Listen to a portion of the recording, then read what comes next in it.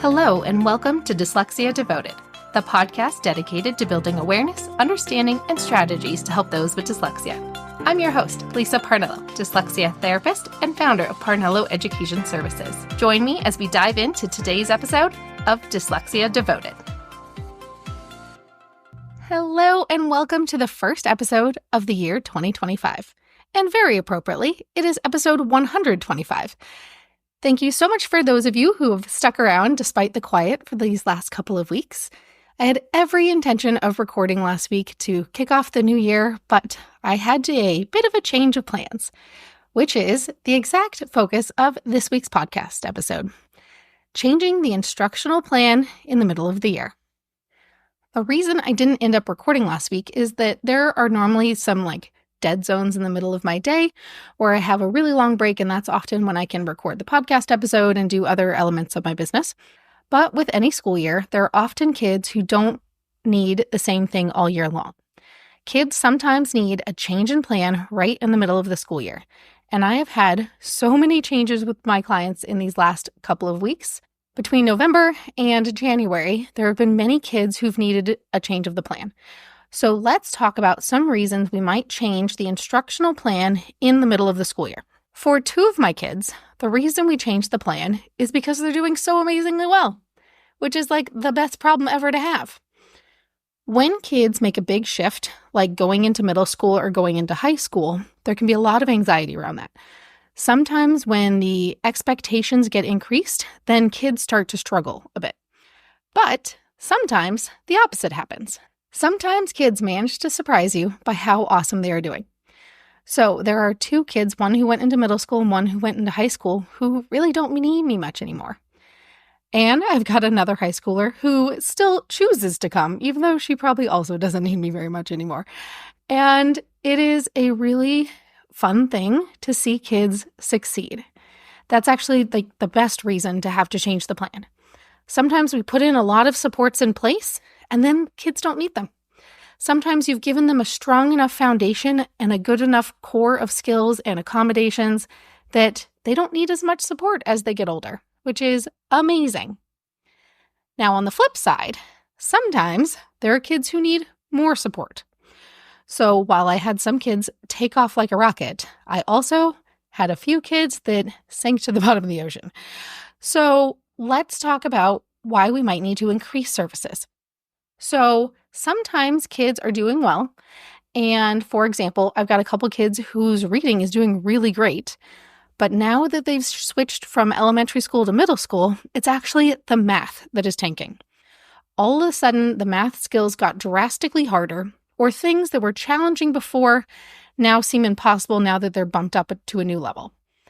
For example, if you aren't very good at multiplication and division, and now suddenly you're doing fractions and trying to figure out how to reduce fractions and make improper fractions and all that kind of thing, you really need to have a strong foundation of multiplication and division in order to do those skills.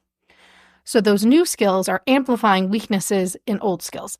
So sometimes we have to change the plan because the workload changes and things that didn't seem like a big problem before might be a really big problem now. I've also had a few kids where one sibling is doing really well, but their other sibling is really struggling. So sometimes kids who I shift the time, the family works with me with multiple kids. So sometimes one kid now needs more of the time rather than the other kid. So I've had a couple kids that I work with that, brother or sister needs the extra support. So the opposite sibling gives up some of their time because they're doing really well and they don't need it as much anymore. So as we see kids struggling in school, we have to figure out what is making it so challenging for them and how can we change this plan. Oftentimes we think plans and goals have to start at the beginning of the school year, but sometimes kids surprise you right in the middle of the year, either because they hit their goals in advance and they're doing better than you expected, or sometimes new problems pop up that weren't a problem at the beginning of the year. And that's really what I'm seeing a lot of right now. I've gotten so many inquiries in this past month about people asking for extra sessions or trying to figure out if they can get on my schedule, just because they're seeing their kids are really starting to struggle. It's that middle of the year when you realize all the other things that you've tried really aren't working and you have to make a change in that plan. So another way that I saw this happening is at a school site. I was reached out to by a parent asking if they could get on my schedule. And I said, you know what? I'm really busy. I don't have any more sessions after school. All I have are these random times in the middle of my day. And the mom says, guess what? The school would be thrilled if you come in. You're welcome to come to our school site and you can teach them there, which is actually quite uncommon. A lot of times schools don't want an outsider on their campus. And I was really excited that the educators there have been really excited to have me come in there. I give them some strategies they can use when I'm not there, and I provide interventions to the kids when I am there. So that has been a fun new experience and also adds a bit of runaround into my day because I'm at my office, I teach a couple kids, and then I dart across over to the school, teach a couple kids, and then I dart back to my office. Probably not the best in terms of time management, but it is really cool to get to help extra kids and see how this other school runs because it's more of a Montessori style. And I actually don't know a ton about how Montessori is run. I know like the basic understanding of it. And it's been really sweet to see their amazing little school program. And I love the collaboration. I think that's the biggest thing that I actually miss being a business owner and a very small business. I don't have a lot of that collaboration. It's me and one of the music teachers that also has an office in my hallway. We chat all the time. But the other like elementary education educators, I really miss that collaboration time. So that has been a fun little change of my plan, is collaborating with other educators to support kids who really need extra help. So think about what are ways that you can collaborate with somebody in order to help a student get their needs met, even if it requires a change in plan in the middle of the year. Sometimes it can be a little hectic to try to change into a new routine right in the middle of the year when everybody always has like their way of they do things. I do this at this time, I do this at that time. And I know even just trying to go over to the school, I didn't know how long it would take me to get there. So my start time has changed like 3 times over the last 3 weeks, just because I'm learning the lay of the land and how long stoplights take and all that kind of thing. And it does take some bumpiness to try to get into a routine, but now that we have a routine, it's pretty awesome. So thinking about, yes, it might be temporarily kind of frustrating to make a change because it doesn't always go smoothly right away, but thinking about the greater good and how these shifts in the educational plan can help make things better for a student. How could we change the time of day that they have their sessions? Are they really tired when they have their intervention at 2 p.m? Can you shift it to a morning time intervention when they're fresh and they have, happy eyes and they're not ready to fall asleep on you after lunch? And it's time to think about, are the current interventions working? Are we seeing progress? Or do we need to make more progress? Are we not making as much progress as we thought we would make by this time of year? What can we do to change that?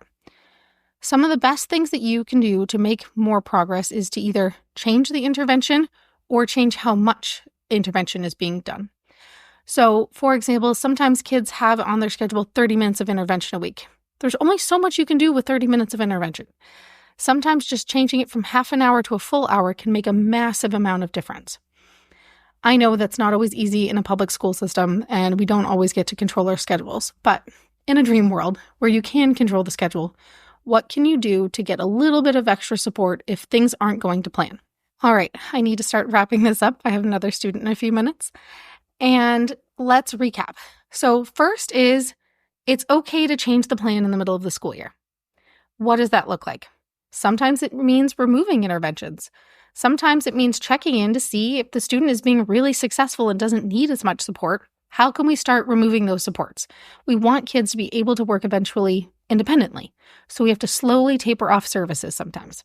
On the flip side, have things changed where there's a more increase in demand on the workload or the skills that they're using?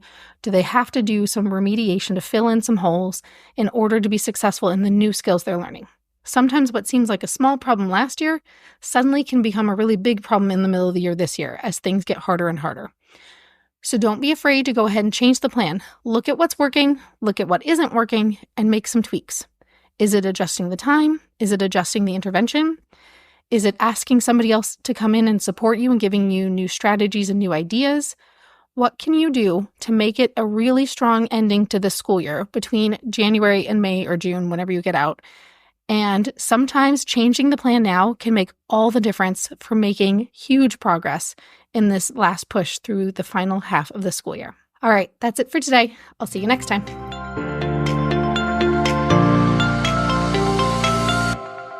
Thanks for tuning in to today's episode. If you want to learn even more about dyslexia, check out parnelloeducation.com/courses. See you next time.